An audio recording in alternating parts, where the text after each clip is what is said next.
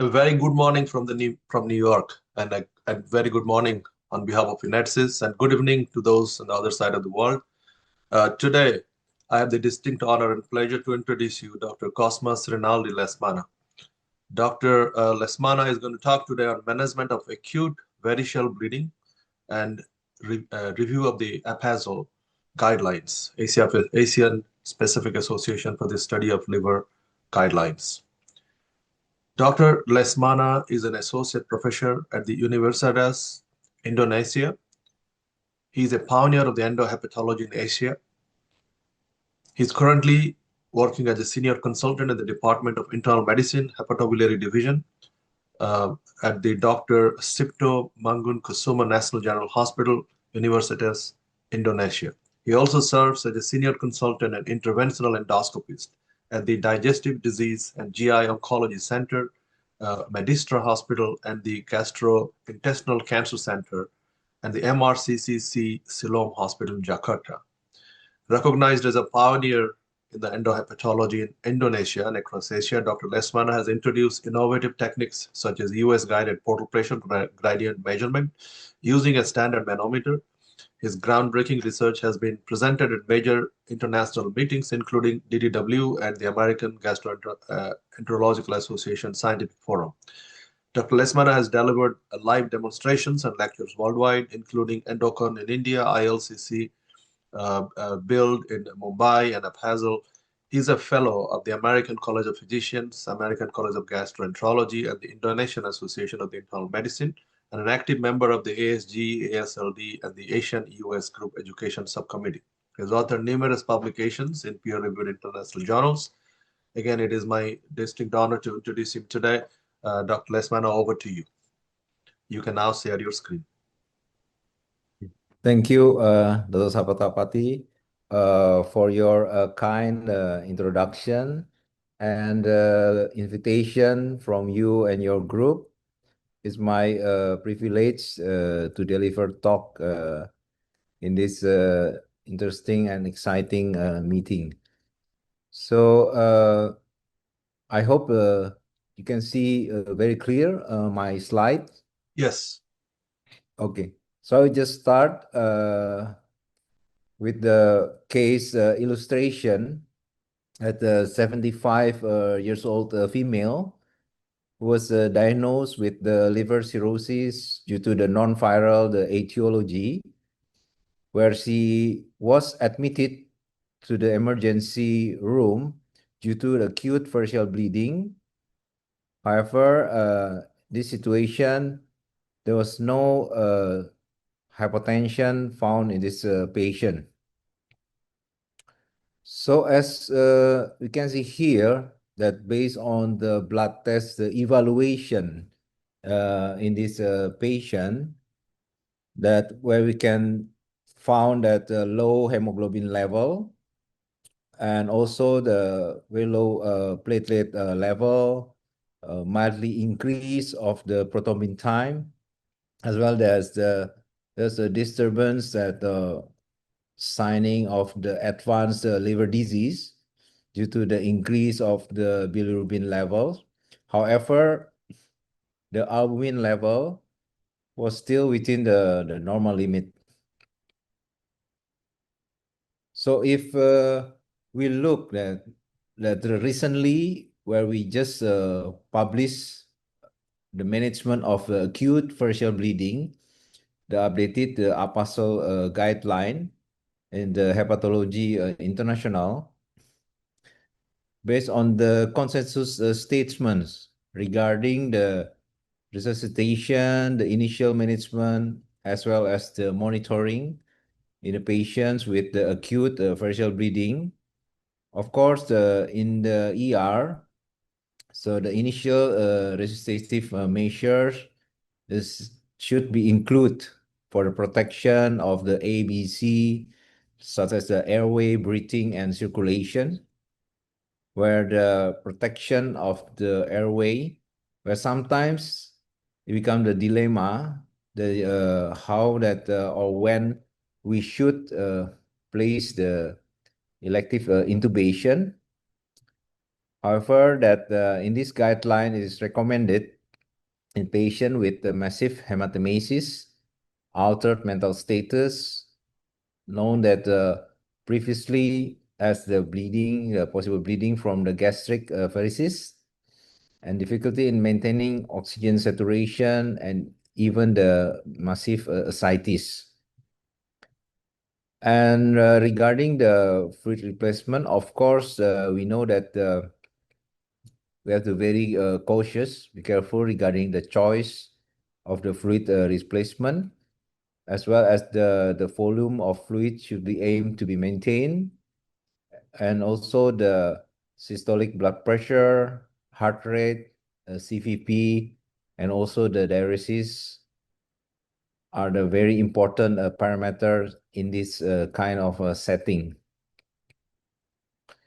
So if we talk about the acute variceal bleeding, especially in patients with liver cirrhosis or maybe advanced liver cirrhosis, then we have to be remember that the progression of the liver disease itself, when the architectural disturbance cause the liver coagulopathy, where, as we can see here in this slide, there's in patients with advanced liver cirrhosis due to the liver coagulopathy, can be found that the low level of the coagulation factors and inhibitors, and low levels of the plasminogen and inhibitor of fibrinolysis, and decrease some of the factors, and of course the thrombocytopenia and even the platelet function defects.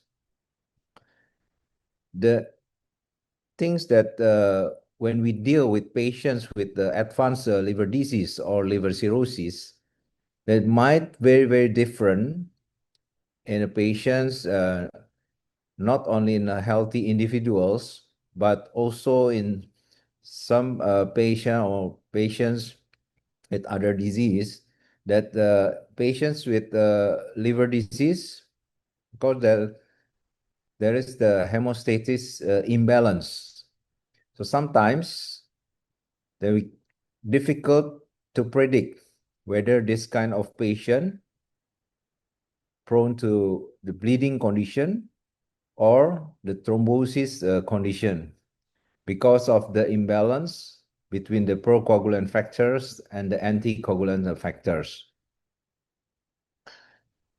So how about the option and evidence regarding the medication in this kind of setting where the patients come with acute variceal bleeding? So sometimes in the low platelet count setting, or maybe the high INR or the prothrombin time, so we usually consider to use the fresh frozen plasma or FFP, vitamin K, tranexamic acid, and also maybe sometimes we need to consider the use of the prothrombin complex concentrate or PCC. So this slide is to show that the available treatments for reversal of vitamin K antagonist associated coagulopathy. As we can see here, that the problem with the fresh frozen plasma, that we have to be very careful with the possibility of fluid overload, the allergic reaction and other thing, including also the transfusion related acute lung injury, and also the use of the PCC that does consideration of the adverse event regarding the possible increase in the thromboembolic complications. So based on the new or the recent updated acute variceal bleeding in APASL 2025 guideline, that the fresh frozen plasma or FFP and even the platelet transfusion should be given very cautiously due to its potential risk for higher rebleeding rate. the tranexamic acids may reduce the risk of rebleeding post-endoscopic variceal ligation. And the use of the proton pump inhibitor or PPI in patients with acute upper GI bleeding due to non-variceal etiology can be helpful. So how about the conditions regarding the liver coagulopathy in acute variceal bleeding using the prothrombin complex concentrate? Is there any evidence regarding the use of the PCC? We know that the prothrombin complex concentrate mostly only used in a specific situation. However, due to its availability and of course also regarding the cost, so there's only the very limited data, especially the use of the prothrombin complex concentrate in patients with advanced liver disease, including patients who has a liver coagulopathy conditions. Our group has published a small case series data in 2016 on the efficacy of prothrombin complex concentrate treatment in patients with liver coagulopathy who underwent various invasive hepatobiliary and gastrointestinal procedures, where we can see here that the characteristic of the study subjects, with some of the patient showing the high INR level and also the very high the bilirubin level and low platelet count. So the underlying disease and indication for the PCC treatment in this case series study were the liver abscess, and you know that there's liver cirrhosis combined with the liver abscess, liver cirrhosis and choledocholithiasis, liver cirrhosis complicated with the HCC or the liver cancer, the hepatocellular carcinoma, other cancers, the problem with the gallstone disease, and even patients with the acute or chronic liver failure. The indication for the PCC treatment in these case series studies were the abscess aspiration procedure and large volume abdominal paracentesis, the hepatobiliary procedure such as the ERCP or the PTBD, and therapeutic endoscopy for the gastrointestinal bleeding, liver biopsy, open surgery, as well as the laparoscopic surgery. And our case series study results showed the more than 80% in these patients showed the INR reduction and no bleeding complication related to procedures, as well as the no thromboembolic events were recorded in this case series studies. But if we try to look further regarding our patient with advanced liver cirrhosis, of course, we have to encounter that the progression of the most important or the main key player in the liver cirrhosis condition is the portal hypertension condition.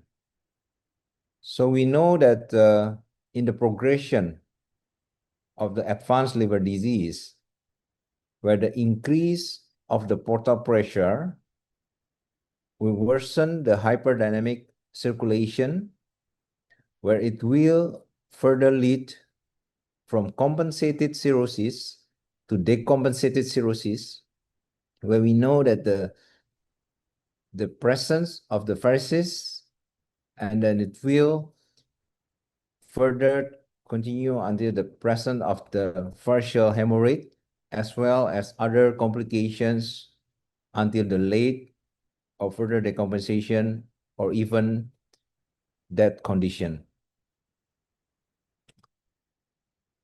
So looking at our study where published in the journal Gastroenterology and Hepatology Open in 2019, where in this study, our group tried to look regarding the risk factors associated with bleeding.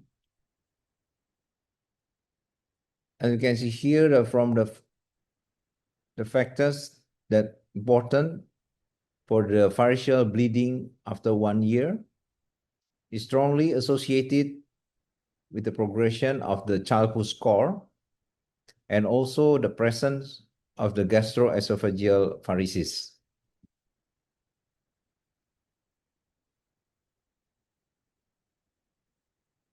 And based on the multivariate analysis of risk factors associated with 1 year varices bleeding, there are two important parameters, such as the childhood C score, followed by the presence of the gastroesophageal varices. Of course, we know that these two factors might not be always in line, but if we look in the pathogenesis of the advanced liver disease or advanced liver cirrhosis, where the architectural disturbance as well as the vascular involvement are the two main key to prevent the complications of the liver cirrhosis. So looking at the recommendation on the pharmacological treatment in patients with the acute variceal bleeding, where the vasoactive treatment should be started at the earliest, preferably within 30 minutes of the next bleed, where it has the high recommendation with strong evidence. And we know that based on the most of the guideline, like ASLD, EASL, and even the APASL, they're showing that the use of the vasoactive treatment, so as like terlipressin, somatostatin, or octreotide, it can be used depending upon the availability and the patient comorbidities. But terlipressin is still the most preferable vasoactive treatment.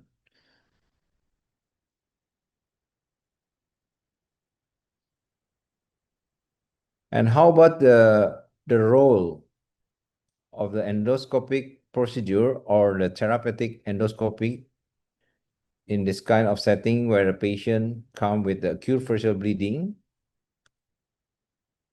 So the OGG procedure is still the main procedure in patients with acute variceal bleeding in our daily practice, where sometimes we found difficult situation in patients with acute variceal bleeding, especially where the bleeding comes with the large varices, whether that we should do the direct injection or in the setting of the massive bleeding of esophageal varices, the still most preferable doing the endoscopic band ligation.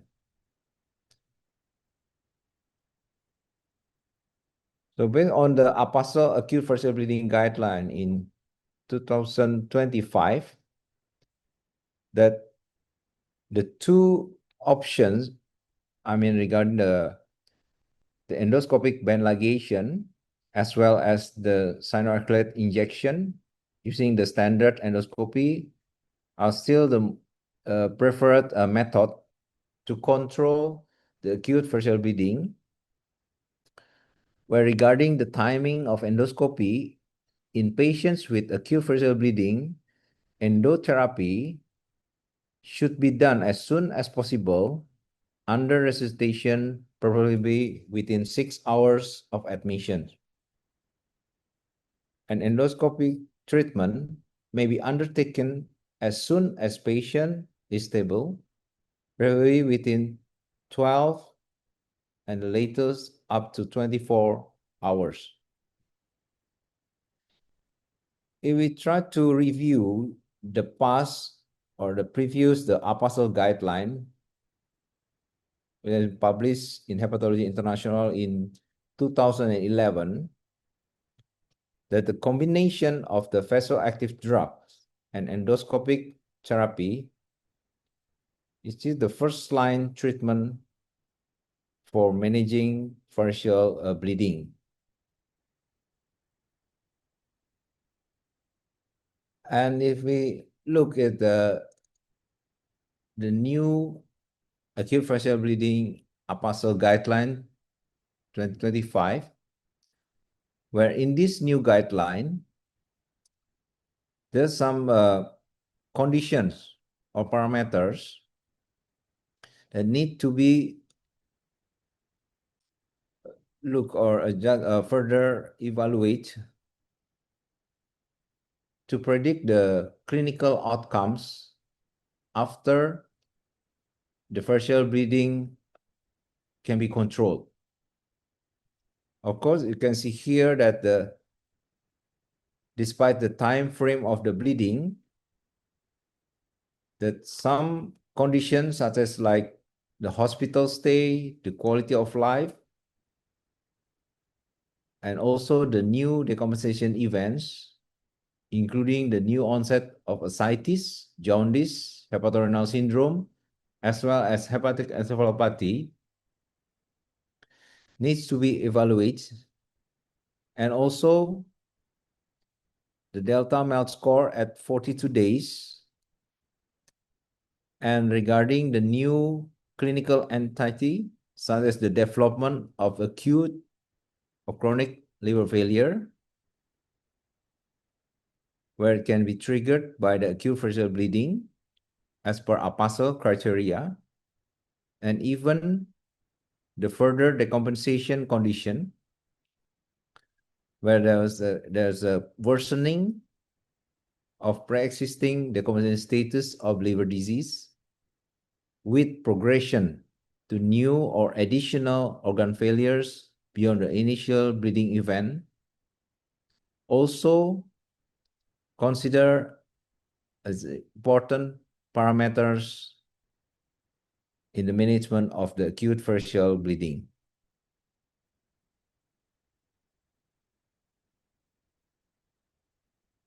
So regarding the definition of active bleeding, were clarified in the APASL 2011 guidelines.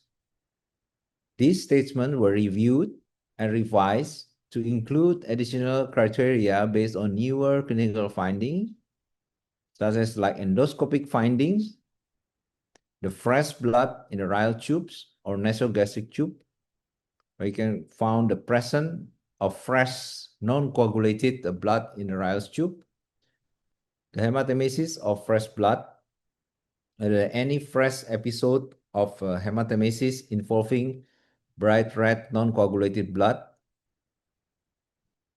and also the patient with persistent hemodynamic instability despite adequate fluid resuscitation. These all expanded definition of active bleeding enhances the early identification of acute variceal bleeding and aligns with the current clinical practice.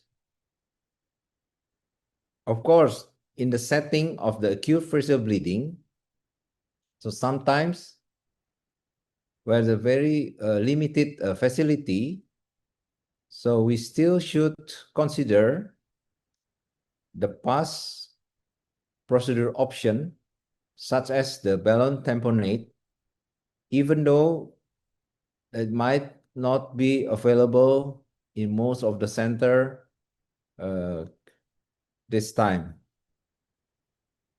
So however, if we look the very old meta-analysis, that using the balloon tamponade for acute variceal bleeding,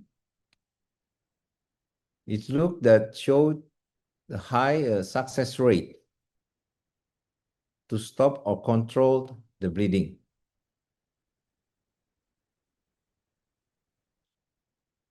And recently, that we know that there have been studies other than the use of the balloon tamponade after the acute variceal bleeding, that some centers, they try to use the self-expanding metallic stent for complicated variceal hemorrhage. And in this study,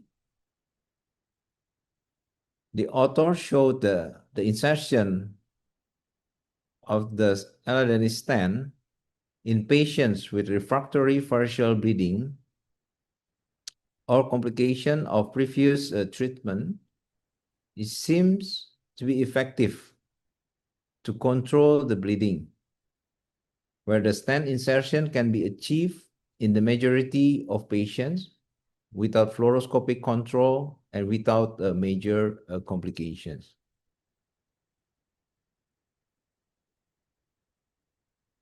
However, if we look another study from Dr. Sarin's group from ILBS, that even though that the use of the elastin is very effective to control the refractory variceal bleeding, this procedure did not translate into an overall survival benefit at 6 weeks. It is noteworthy to mention that majority of these patients, because of the patients in these studies with acute or chronic liver failure condition, so have died due to the other cause, for instance, that multi-organ failure and active uncontrolled sepsis. But if we try to review regarding the use of the esophageal metallic stent, that this procedure also possibly did not control well the portal pressure itself, where we know that the other procedures, such as like TIPS or other interventional from the radiology that can decrease or reduce the portal pressure, might show the better outcome for long-term period of control for the variceal bleeding. So how about the current use of the innovation in endoscopic field, such as like endoscopic, the ultrasound in management with patient with acute variceal bleeding? So we know that currently there are many studies looking at the role of the endoscopic ultrasound or EUS together with the standard endoscopic treatment for managing the presence of the gastroesophageal varices, where using the EUS, they can detect the deep esophageal varices, as we can see here in these images, that it also can help to manage the refractory or recurrent patient with the variceal bleeding in patients with liver cirrhosis. Our group also have published the impact of the endoscopic ultrasound examination for deep esophageal collateral veins evaluation in liver cirrhosis patients prior to endoscopic treatment, that in these case series studies, they have been concluded that EUS examination can give a better evaluation before managing gastroesophageal varices through deep esophageal varices detection. And looking at the role of the endoscopic ultrasound in the evaluation of the outcome of the endoscopic therapeutic for esophageal varices, some prospective studies have shown that using the EUS, it can help to give the prognostic value to predict the variceal recurrence, especially in the sphere of the presence of the esophageal collaterals, and also it will help to eradicate the presence of the varices in the sequential therapeutic endoscopy. So we know that the EUS images provided by the ultrasound so allows the visualization of the collateral vessels within and outside the esophageal walls. And this identification process would allow us to identify patients who are at higher risk of variceal recurrence and rebleeding, and to select those who require a closer follow-up and even a more aggressive endoscopic approach. So we look here that one publication in United States looking at the combination of the use of the coil and the cyanoacrylate glue injection through the EUS-guided for the high-risk gastric fundal varices. And in these studies showed that this combination method appears to be highly effective for hemostasis in active bleeding and also in primary as well as secondary bleeding prophylaxis. If we look in this chart, that it has the very high the technical success rate, and even that very small number where the gastric varices cannot be obliterated and need to be retreated, and even treatment by the interventional radiologists. So in this study, concluded that combination therapy appears to be safe and even reduce the risk of the cyanoacrylate embolization.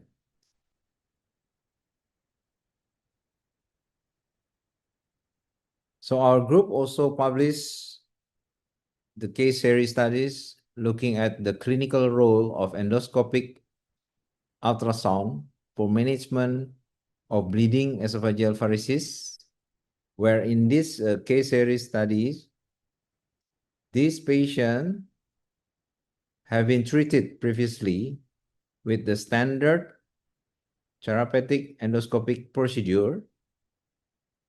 However, these patients still experience rebleeding conditions. But after the treatment to the EUS, so no more bleeding even after the 6 months follow-up. And our recent study that will presented as a lecture at the AGA, American Gastroenterological Association Scientific Forum during the DDW 2023 in Chicago regarding the innovation in endoscopic ultrasound for portal hypertension and its role in managing complication in clinical practice. We can see here from the 15 patients that we successfully performed the EUS-guided portal pressure measurement using the standard manometer, and all patients successfully underwent this procedure, followed by some therapeutic procedures. Where you can see here that 5 patients underwent the EUS-guided portal pressure measurement, followed by the endoscopic band ligation. 3 patients successfully underwent the EUS-guided portal pressure measurement, followed by the EUS cyanoacrylate injection using the 19-gauge needle. And also 1 patient even underwent the EUS-guided portal pressure measurement, followed by 2 kinds of therapeutic procedures, cyanoacrylate injection as well as the endoscopic band ligation. And interestingly, that in this case series studies, that procedures even can be performed in 3 patients with Child-Pugh score. And during the follow-up, no adverse event such as bleeding, abdominal pain, pulmonary emboli, or even perforation.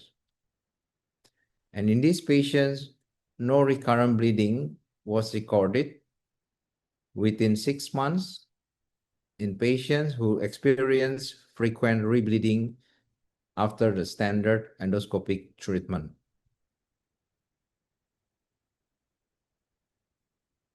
So talking about the technique, the method for the EUS-guided portal pressure measurement, where in our institution, that we have successfully established our technique innovation through the endoscopic ultrasound, EUS, using the standard manometer for the portal hypertension assessment.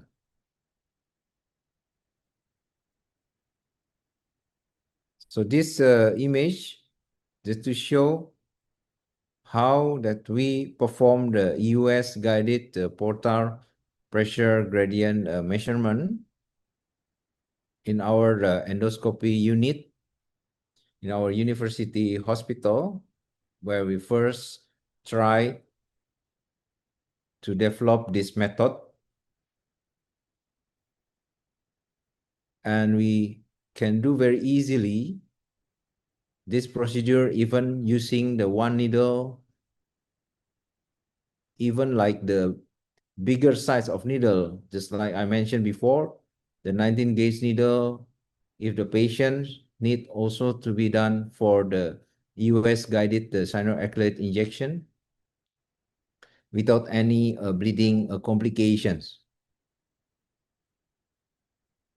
So regarding the acute variceal bleeding, the APASL 2025 guideline, the EUS can be used to assess esophageal variceal anatomy and predictors for variceal recurrence, where the EUS is often used to directly inject glue into esophageal or gastric varices or even the ectopic varices.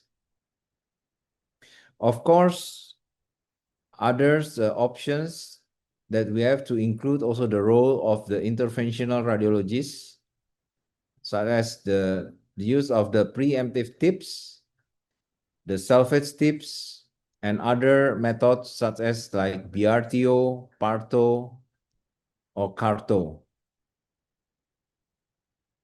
So what's new in the APASL Acute Variceal Bleeding Guidelines?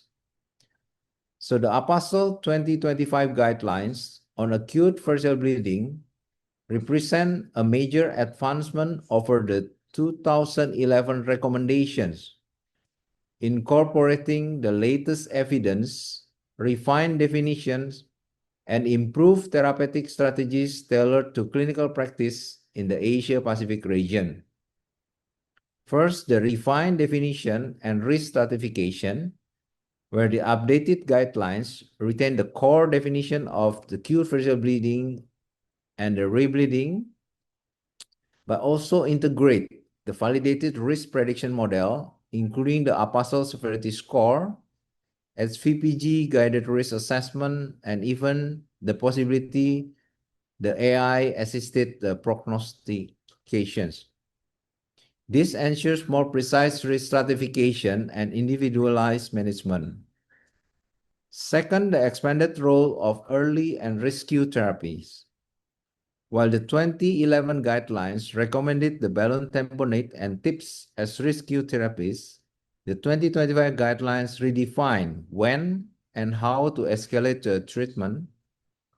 The updated recommendation now incorporate the early TIPS strategy, particularly for patients with HVPG more than 20 mmHg, the EUS-guided glue and thrombin injection as the alternatives for gastric variceal bleeding, and other interventions such as like BRTO, CARTO, PARTO in managing gastric paresis, especially in patients with gastrorenal shunts. The third, personalized approach to antibiotic treatment and pharmacologic management, where the 2025 guideline emphasized the region-specific antibiotic choices, moving beyond a one-size-fits-all ceftriaxone approach. The selection of terlipressin, octreotide, or somatostatin have also been refined based on timing, severity, and patient's comorbidities. Fourth, the standardization of endoscopic treatment and anesthesia protocols, that endoscopic variceal ligation or band ligation remains the gold standard, but new guidelines address the anesthesia selection and the peri-procedural risk assessment, ensuring the greater safety in cirrhotic patients undergoing endoscopic interventions. The fifth, the greater emphasis on the clinical practice implementations, where the new guidelines move beyond recommendations by integrating clinical decision, making pathways, structured surveillance protocols, and regional consideration that make them more applicable to the real-world practice.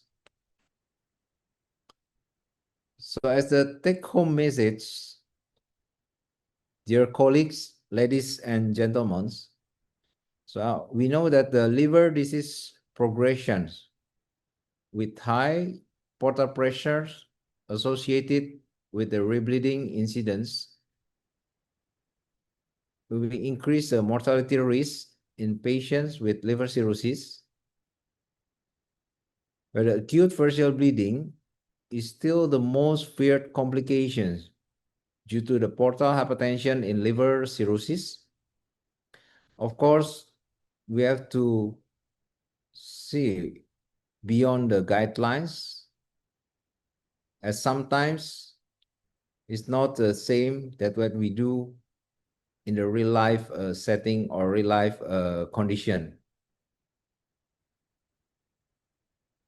Endoscopic ultrasound or EUS have been considered as a promising tools and maybe can be used for the first line approach in the future for the comprehensive management of portal hypertension in liver cirrhosis patients. However, the further larger study would be needed before it can be recommended in the routine clinical practice. As the conclusions of foreign ID that does not seem insane, there is no hope, and I think the education is not the learning of facts, but mostly the training of mind to think. So thank you very much. Dr. Lesmana, thank you so much. That was a wonderful talk, especially the comprehensive review of the APASL guidelines, which I think many of us were not fully aware of all the changes. And so you clearly outlined the entire guideline very well. And now the topic is open for questions and comments. Maybe I'll ask one question while the audience are thinking about their questions and formulating those questions as well. So first, you mentioned about the role of US. Usually the US, we have been using it mostly for gastric varices. So you mentioned the guidelines in the PASL that also for esophageal variceal management, you've been using endoscopic ultrasound. Could you comment a little bit more on that? You know, what setting were you using it beyond an AVL for esophageal variceal management? Yeah, thank you, Dr. Apati, for very interesting, important questions. Yeah, I think we know that still regarding the most guidelines, still consider the endoscopic band ligation for the esophageal varices.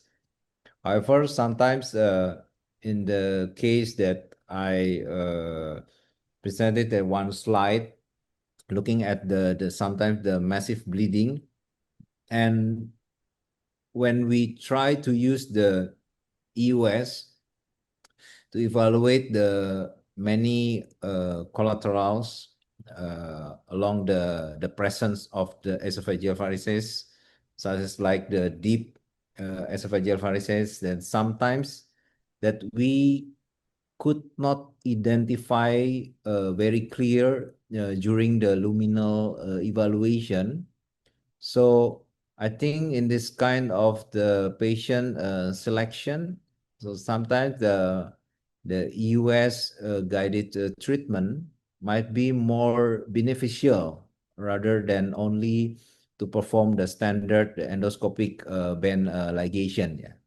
And also in my own experience, that in the setting of the massive hematemesis, so sometimes also not very easy to find the real spot, the source of the bleeding in the presence of the large esophageal varices. Thank you. Thank you. The forum is open for discussions and questions and comments as well. So maybe I can ask Dr. Prasun Jalal from Baylor. Dr. Jalal, if you can start with your first question. Rinaldi, it's always good to see you. Hi, nice to see you. I know. So, really, Sanjay doesn't know. We've been together almost 15, more than 15, almost 18 years ago. Hey, question, how do you manage post-variceal ligation ulcer bleeding? It's always a difficult situation for any of us. What would be your first-line treatment? Yeah, thank you, Jalal. I think it's a very difficult question. Yeah, I mean, we know that the ulcer bleeding post the EVL is considered as the one of the most difficult situations. Yeah, how we can manage using the standard endoscopic treatment. So I think yeah, discussing about the role of the current innovations such as like EUS. So I think it's be very helpful, even though that we know that I think most of the interventional radiologists, I think they can also perform the many intervention to control the bleeding in this kind of setting. But I think in the real life nowadays, if of course that the the facility could support enough, then in my opinion, the US might be a better choice here to control the bleeding, where we can see very clear the source of the bleeding vessel itself. Yeah, I mean from the ulcerated post EVL bleeding. That's my Yeah. opinion. Yeah. Dr. Lesmana, Would you? Yeah, go Yes. ahead. Dr. Lesmana, just let me comment for this one. I want to try to take opinion from others as well. We have many, many great gastroenterologists and hepatologists in the forum as well. So we'll take some opinion, but I'll just tell you my sense, my 1 cent on this, what we do in clinical practice.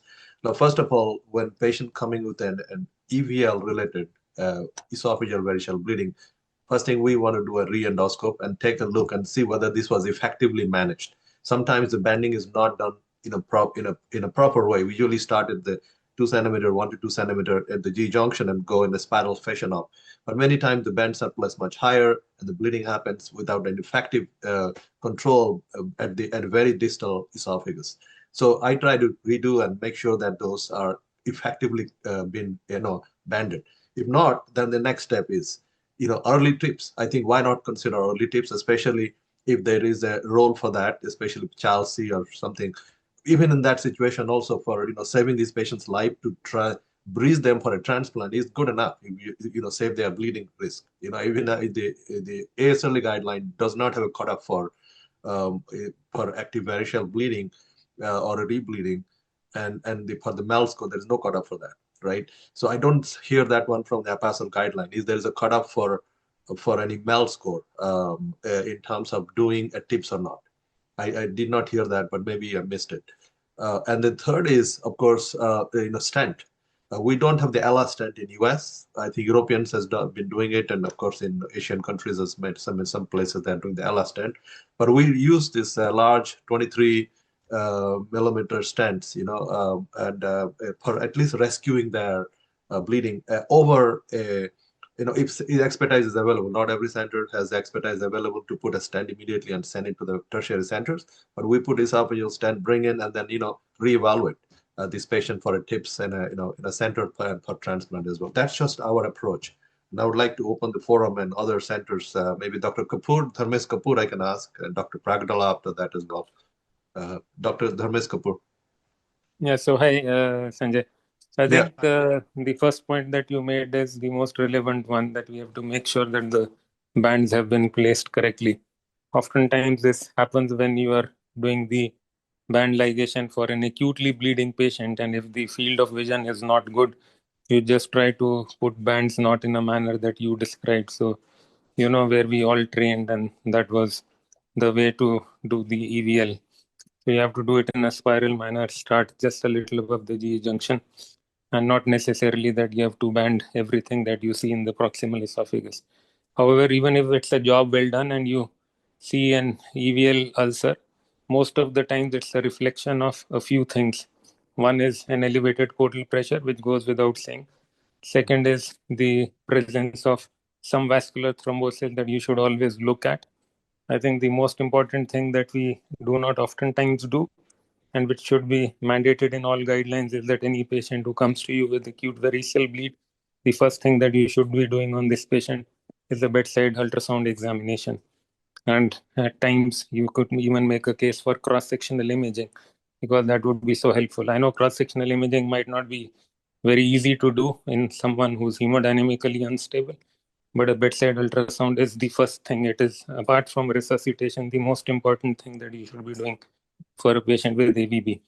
We've seen over the years that even though most of us have now switched to band ligation, the art of sclerotherapy is lost. But what I have seen in our practice is that sclerotherapy comes to your rescue for the post-EVL ulcers more than the primary endoscopic procedure. And herein, we actually, even in the esophagus, use glue at times. And of course, it's a kind of an infiltration. It's not a very scientifically proven procedure because the numbers are not there, and oftentimes these are procedures done in emergency settings. Agree that if it is refractory, you should probably use some kind of a tamponade. It could be with the help of a stent. Don't really know what the published literature is out there on hemostatic powders, but I'm sure there would be something published on that. But then ultimately it would boil down to A, controlling the portal pressure, B, make sure that there is no infection, C, make sure no vascular thrombosis, D, renal function, and more importantly, something that gets overlooked is the acid-base status. So these are the things that one should definitely be paying attention to in a situation like this. That's a very comprehensive answer. I really, really appreciate that. No, the one of the thing which I usually I want to hear from Sanjay as well. I'm proposing a more and more stenting rather than balloon. Of course, balloon is a very uncomfortable situation. Most patients don't like it. We see a lot of complications. Don't know how to place it. A lot of people. The but the tips. There is another area. If you look at the guidance or guidelines or whatever you can say, they're always promoting early tips in every possible fashion. Now, before I go to the tips, I agree with Dr. Kapoor that I do inject. Usually, repeat banding or glue is the problem, but we do inject sclerosing agents in the refractory bleeding like this.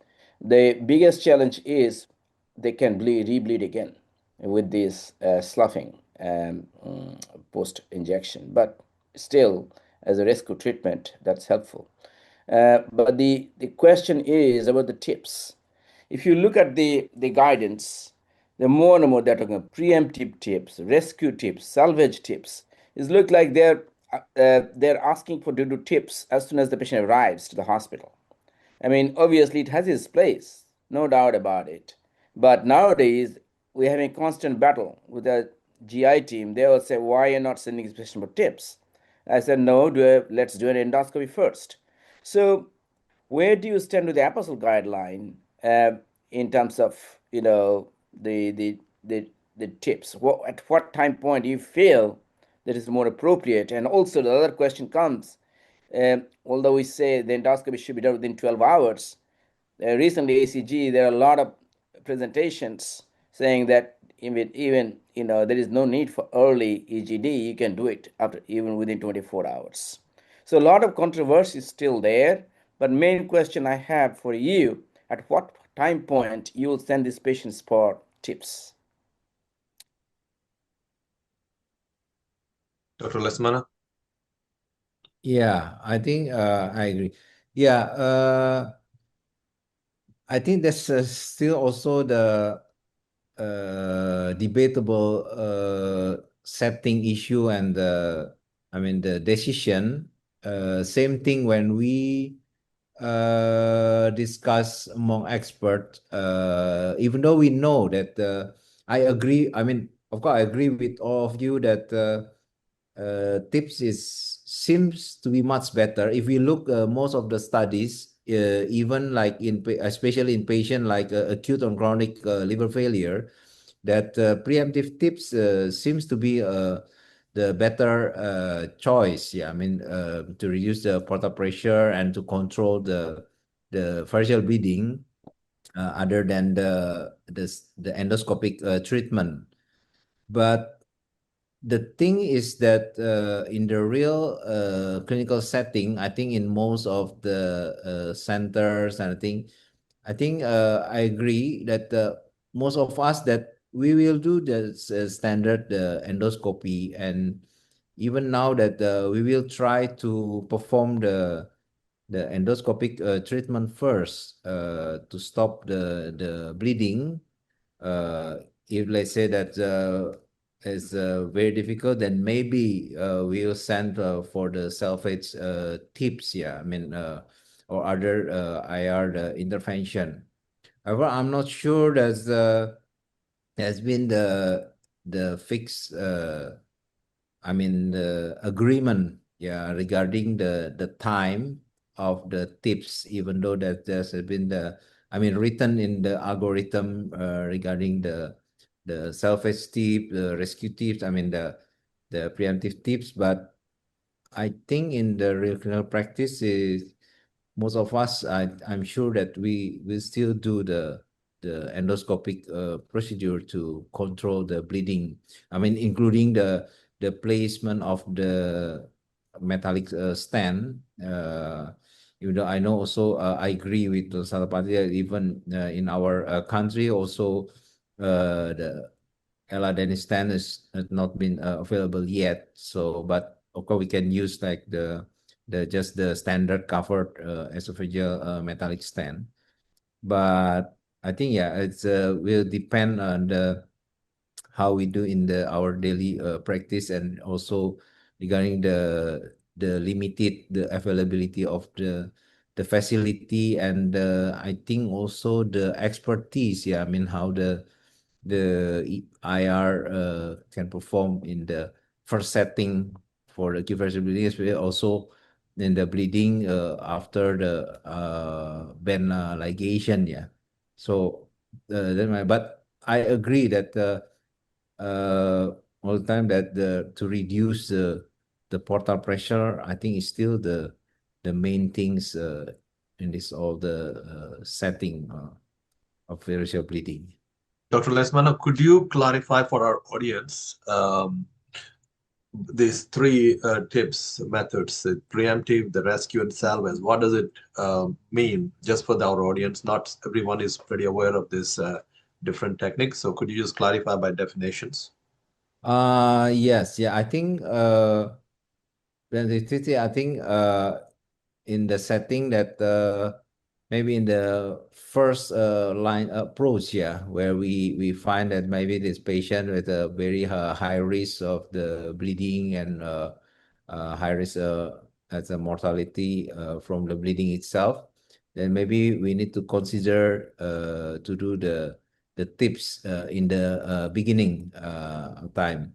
But of course, in the salvage or rescue tips, that when the seems to be like the fail of the endoscopic management, then we might call our radiology IR colleague, yeah, to help us to control the bleeding with the vascular intervention. Yeah.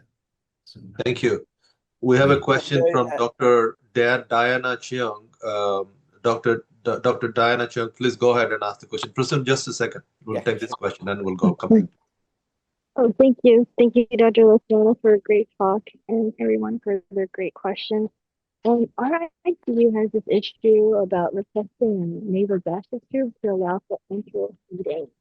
You know, sometimes the very few bleed comes in, they're intubated, and then we do our banding, and then they may be intubated for a week.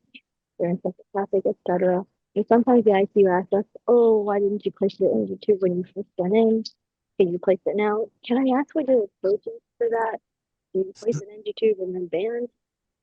I think we're a little bit of there was echo when you were asking this question, but it seems like what you're trying to ask is the role of NG tube placement during initial AGD. Many times we have the intubated ICU patients, and the ICU is concerned about placing an NG tube in these patients, especially.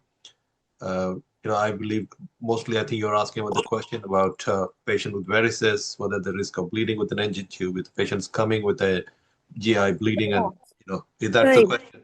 Right. Kind of, yes. Like, do you place the NG tube and band around it? What's your approach? Yeah. Because they may be intubated for weeks before they're extubated, and nutrition is important. Dr. Lesmana. Yeah, thank you. Yeah, I think it's thank you. I think it's also a very important questions. Yeah. Yeah, in my opinion, of course, in patient like say like the ICU, we might need to place the NG tube for the nutrition itself, but I think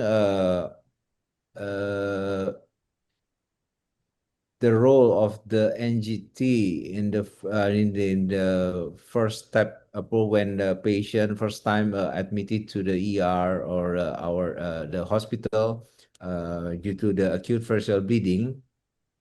I mean, discuss regarding the high risk patients for the aspiration, or maybe in the setting of the hepatic encephalopathy, So maybe this kind of condition in the first setting of the acute variceal bleeding, so this patient might need to have like the NG tube.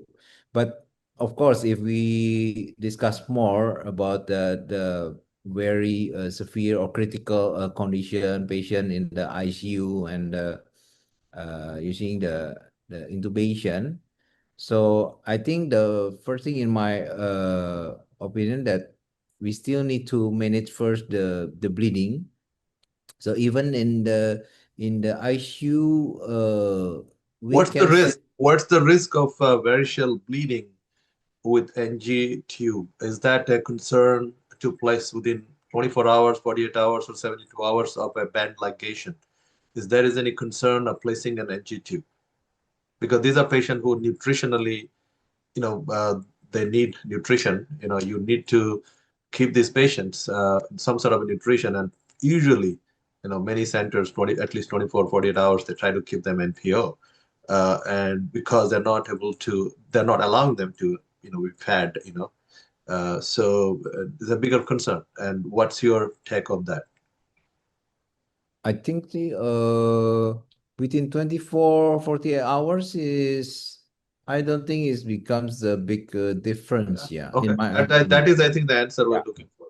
Yeah. That is the answer we're looking for. Whether we can place an NG2 early enough after the band ligation. Seems like, there is a study, I believe, came out from AIMS. It was a randomized trial. I'm forgetting whose study it was, but that did not show any significant difference in terms of the risk of rebleeding. And there may be more studies out there as well. Anyone in the audience that want to comment on this, in their center's practice, or maybe I can ask Dr. Mangesh Pagadala, Dr. Pagadala.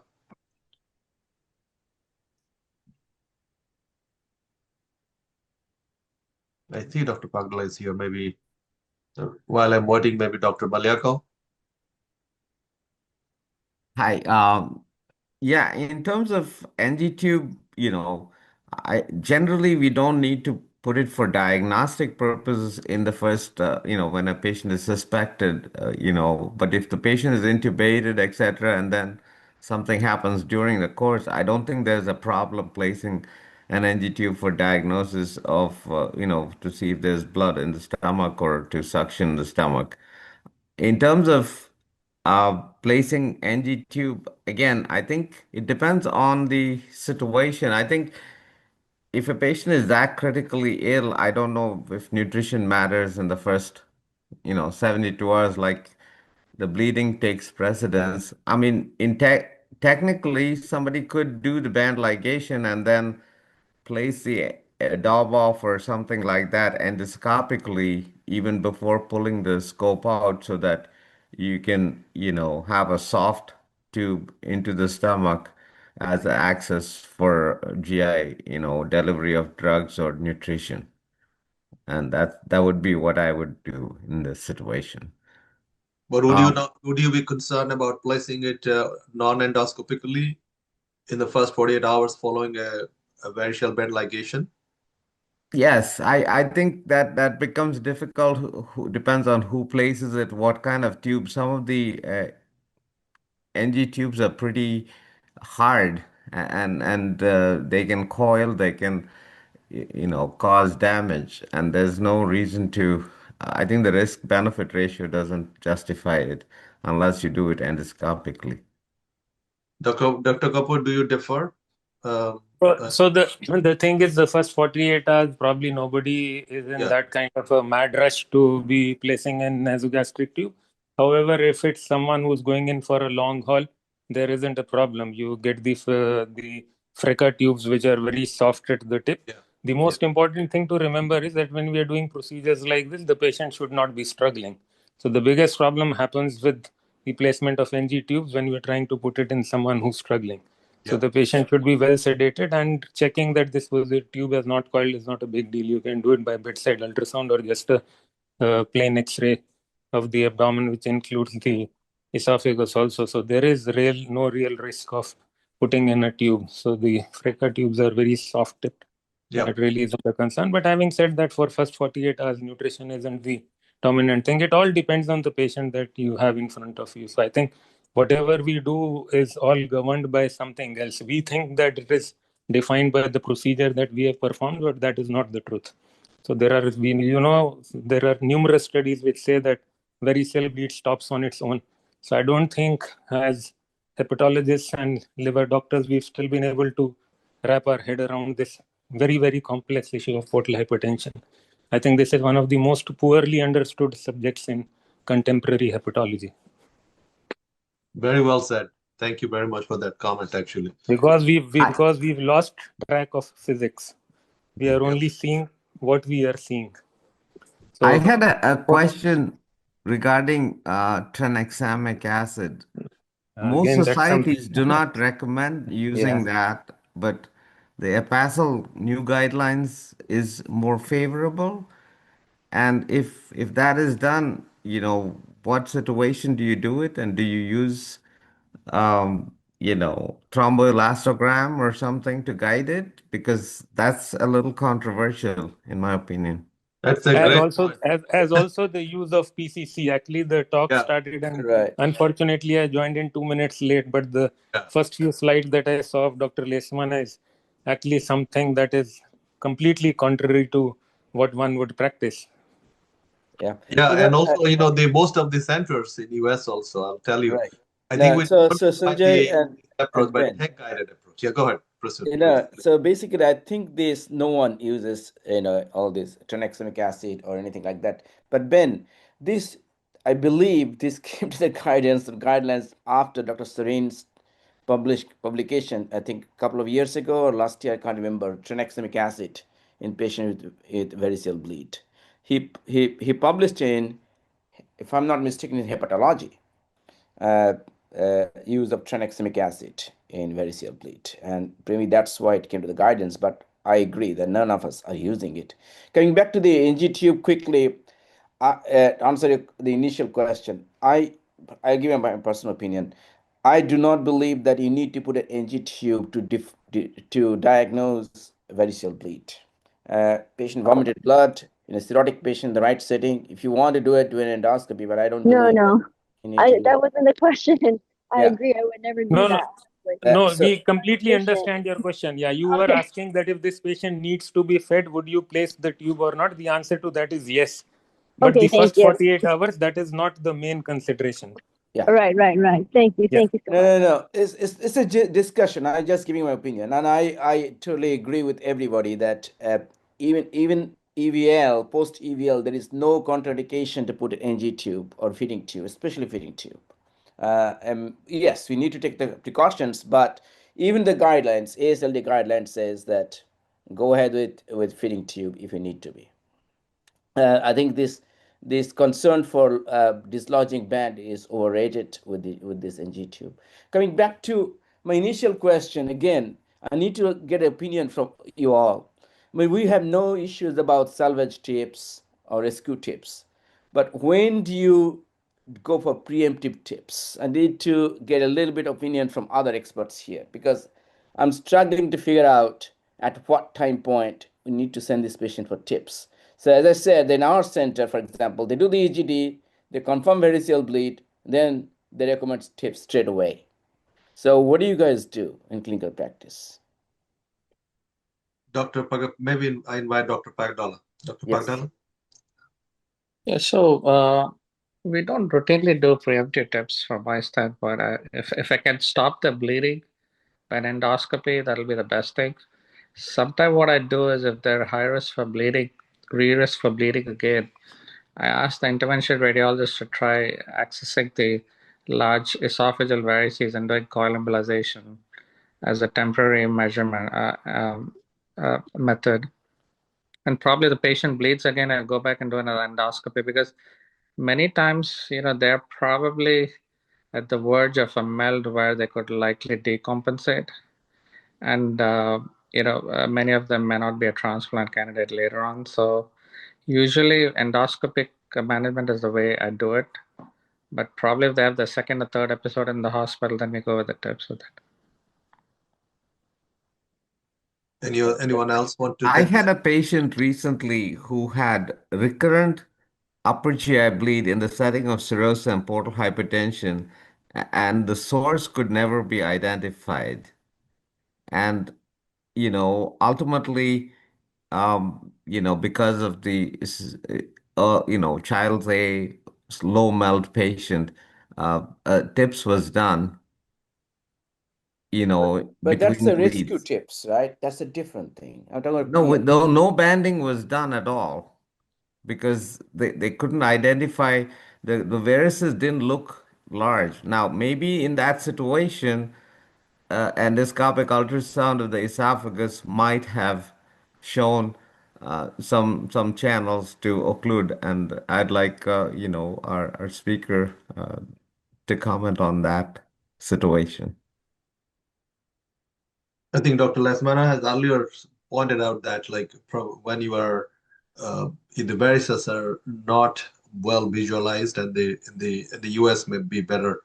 In the US you can see it better, and then you can do US-guided glue in that situation, right? In the esophageal varices you're talking about. That's what you're doing. Sanjay, Dr. Kapoor, what's your definition of timing for preemptive tips? Again, this one, That all comes from very, very bad literature coming from the Western world. right. And All right, that is because what is being pushed. one is not raising these questions in meetings, and acute on chronic liver failure treated with TIPS. So I will give you a case scenario. Somebody who's got an INR of 3.5, who's got a bilirubin of 15 or 16 in the context of severe alcoholic hepatitis, and he's got some clinically demonstrable ascites and presents to you with an upper GI bleed. You do the endoscopy, you find that this patient has got difficult to treat varices, or he drops his hemoglobin again in a matter of 48 hours, which as per the various guidelines, including Bevino, would say that this patient has rebled. And if there is a drop in hemoglobin by whatever you think is the denominator that is worthy of action, you would place a TIPS on this patient. Now, this is a completely different scenario from the true acute on chronic liver failure that we see, where we are seeing that more than 50% of times it's a bacterial infection, which is the precipitant, where patients are coming with deranged hemodynamics, patients are coming with an encephalopathy. So I heard from a few of my colleagues during this meeting that these patients can be quickly transitioned to transplant. So who's giving them those extra points for transplant post TIPS? Is there any published literature on that? So, the thing to say is that we are not reporting all comers. So in published literature, we are not reporting all comers. We are only reporting very, very selectively. Is there a center which is going to say that, yes, we did an endoscopy and the hemoglobin dropped by more than 2 g/%, I'm going to offer this patient to TIPS of whatever level you want to give it? I don't think anybody sane would be doing that. But unfortunately, quite a lot of this literature also comes from the European countries. So the only condition in significant reversibility is alcohol far between. So those patients can have a significant improvement in liver function, and that's probably the group that we might need to decide on selectively. But you cannot be making a sweeping statement that anybody and everybody who comes, you would be offering TIPS to them. I totally agree with Dr. Kapoor. I mean, this timing and also identifying the actual subset for preemptive tips is very important. What do you do, Sanjay? I think the points that were raised or commented were very, very valid here. You shouldn't be doing TIPS in everybody. I mean, in my clinical practice, preemptive TIPS, we rarely use it. We mostly use TIPS as a rescue or salvage. And but the literature is out there that yes, preemptive tip works, and it should be it's been recommended by ASLD guidelines and other guidelines as well. But I think there needs to be the issue here is you are doing this preemptive tips, and you sometimes these patients go into decompensation. I think it's beneficial for getting them through the bridge to a transplant many times, and then and maybe that's what is happening. I think there needs to be more data around it, especially what is happening after doing the preemptive tips in these patients. Like, of course, you're stopping the bleeding if that's the only parameter, yes. but then the other, how many are going into transplant because of the preemptive tips? Also need to look into it. Sanjay, you raised a very important point. The reason I'm asking is because it depends on the technical success and expertise of the IR. And some of the IR are very aggressive, and they are questioning us. We are not sending enough patients for tips, preemptive tips. And I have to say, though, I lost 2 patients recently after they underwent tips. Now, was it because of complication of bleeding or because of the tips? Hard to say. But people are being pushed for tips very early and very quickly. I think there is a subset of patients who definitely need it, but preemptive tips for everyone, I don't think is appropriate. Although, as you mentioned, it's in the guidelines.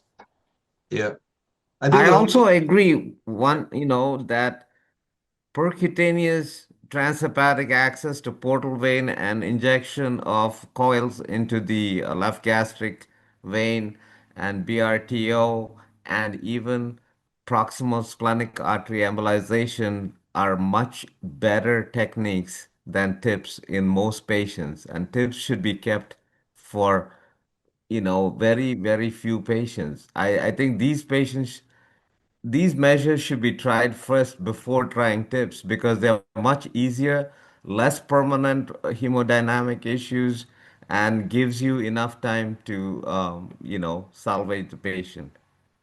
In But Dr. advance, Ben, all the procedures that you mentioned, they have to be done in a very controlled setting. You yeah. cannot be doing these procedures in a patient who's acutely unwell. The most important thing, and this is what we teach fellows all the time, is that never ever consider anybody for tips till such time you've done a very thorough cardiac assessment. So how do you do Agree. that? But How but do you but do if that? if you're considering tips in a patient, you should also consider these other procedures as Oh, alternatives to of tips. course, of course. That is Yes, what I'm yes. saying. I'm not Yeah, saying yeah, you yeah. should Of rush course, into these. anything, Yeah, but in a but you. person, you're talking about salvage tips or rescue tips. Many times the rescue can be with less than tips. But the biggest tragedy of this whole situation is that we've forgotten history. So when we were fellows in training and we worked at a center which was very high volume portal hypertension center, people used to say that you guys will never learn to do how EST. EST is the procedure that needs a lot of skill. EVL does not need any skill. And in some ways that is true too, because you do not know whether you are intravaricial, paravaricial, where are you going. But one thing which was uniformly borne out by studies was that when you are using EST, the risk of portal vein thrombosis is much higher than what it is with EVL or EBL. Now, why nobody is talking about these issues when you are directly injecting into the paraesophageal collaterals? How is it that sclerosant will not travel downstream? So are these points not worthy of engagement and research? Absolutely. I think very, very important points. This is why this forum is so interesting. No, this is important because I need to make one more comment and I'll step back. So Dr. Ben is a Pagala very has a important question after point. this. Dr. Pagala, Prasun, Yeah, please brief. Yeah. go ahead. So Now, I have a question for the speaker, Cosmo Rinaldi. Um, I just want to piggyback on Dr. Jalal's question about post-banding variceal bleeding after banding, which is very difficult to control in many situations. What do the guidelines talk about restarting anticoagulation in high-risk patients with varices, like who have not bled? Do you recommend just continuing anticoagulation without banding them?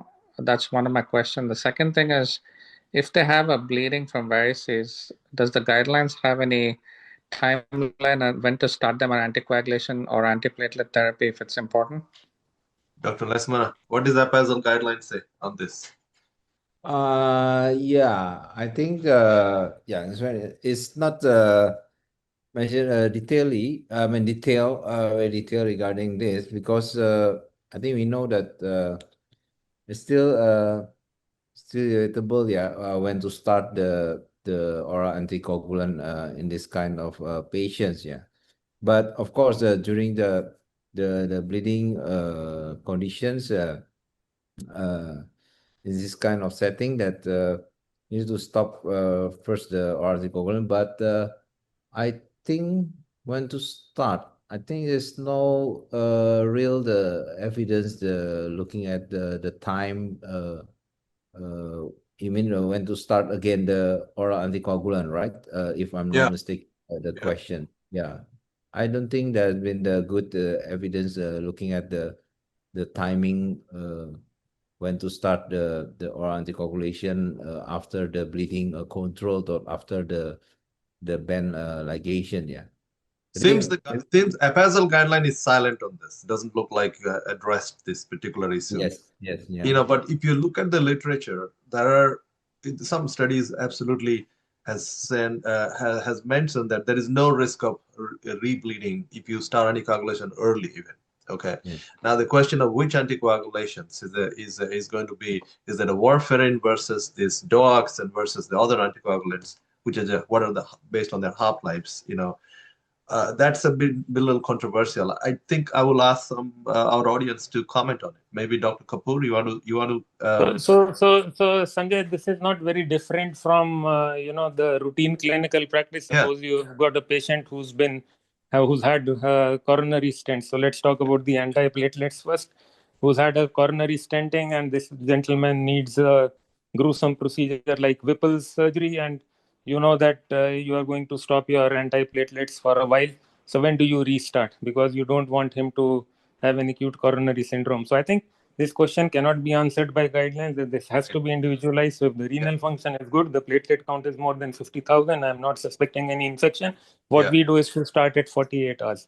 More important than that is not to allow these patients to develop hypotension.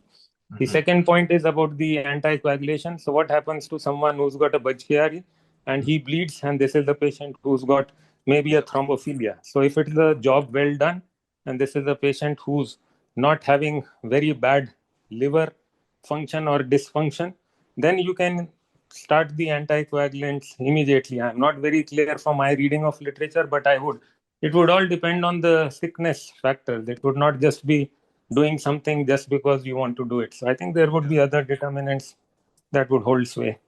So, Dr. Kapoor, the reason I asked this question is more from, if you have a patient who's like having massive bleeding, you scope him, you band him, then 2 days later he rebleeds and you're putting more bands on him. Now, my question is on those kind of patients, not the routine one and done and restart. I The would patient wait. that you're I more would worried wait about because fibers. Yeah, I would wait because the most important risk for thrombosis is a low flow state. So it is more important than anything else. So this is yeah, again something that we don't pay much attention to, but it's a low flow state. That is why portal vein thrombosis is also quite common. Again, we are still very poor at imaging that. And in a patient like you, so I think it depends on the sickness of a given patient. So we all know that when we have done a good job after a band ligation, when you are confident this patient has recovered well, and this patient's hemoglobin is steady, the hemodynamics are good, all of us start beta blockers also pretty quickly, isn't it? So I don't think it's very different from that. But in someone who's very sick and who's bled and who's got other issues which I mentioned, like bad coagulopathy, cholestasis, renal dysfunction, sepsis, I would wait. Yeah, I mean, I agree with you, Dr. Kapoor. I think in my practice, usually I wait for 7 days, and the reasoning for that is all these post-bending ulcers usually heal by that time. The median time to heal is about 7 days, and there has been in prior studies where that in order to expedite the healing, there was a study that was published years ago in Hepatology, and they used PPI versus without PPI post-bending, and the number and size of the ulcers were less, but the rebleeding risk was not different when they're using PPI post-bending. But the risk of rebleeding wasn't much different between these two groups. But at then that study, they have seen that by 7 days, most of the ulcers are healed up. So I mean, that's why I use like wait for 7 days if the time allows us to wait for 7 days before I start anticoagulation. But also the rebleeding risk depends on the portal pressure Portal much more pressure, than absolutely. Yeah, True. coagulopathy, and yeah. therefore coagulopathy, like has to be individualized based on risk of thrombosis more than Absolutely. risk of rebleeding. 100% agree. Well, these are great discussion. I think we have come to the end here. It's 9:30 to here in US, and I think it's late in your part of the world as well. So thank you all for joining. This is wonderful discussion, and your engagement really made it very enjoyable, and this is a great learning experience. And thank you, Dr. Lesmana. Thank you so much for reviewing the APASL guideline. You are the first author in the guideline. Congratulations on that. Of course, there are many caveats still needs to be addressed in the maybe subsequent guidelines. But this is why this is important. Thank you very much, everyone. Thank you. We'll see each other soon. Yes, ASLD. Yeah. Bye. Okay, thank you. See you, SLD. Yes.